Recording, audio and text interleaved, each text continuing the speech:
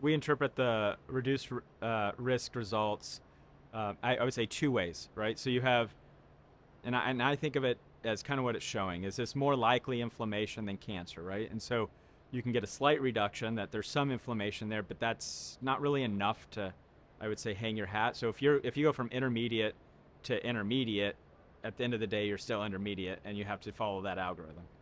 But if you can go to intermediate to very low risk, that's where hopefully you can go, and that completely will change, I think, how I approach, the next step with that patient. One patient may look at a change from 50% risk to, let's say, 15% risk, and that's great. All right, then we just keep an eye on this. I have other patients that say, well, I'm still have a 15% risk. What are my options? But it allows them to be as informed as possible about what those decisions are, what those options are, and what's going to be best for them moving forward. When I first started using Nodify, I had my usual skepticism about a new test. So I had a high threshold.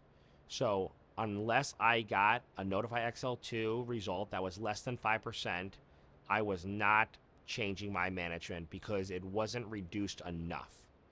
Now, after years of experience with this test, I use a 10% threshold. So if I have a Nodify XL2 test that comes back as less than 10% risk of malignancy, and I was planning to do a biopsy, I will cancel the biopsy and schedule a repeat CT scan in 3 months. When you're first starting, I would encourage you to also be skeptical and to use that 5% threshold. And then once your comfort level grows, you will want to increase your ceiling just as I did. Trust me.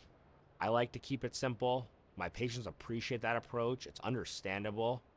And so that is actually what I do every day in my practice. And I see many nodules every week.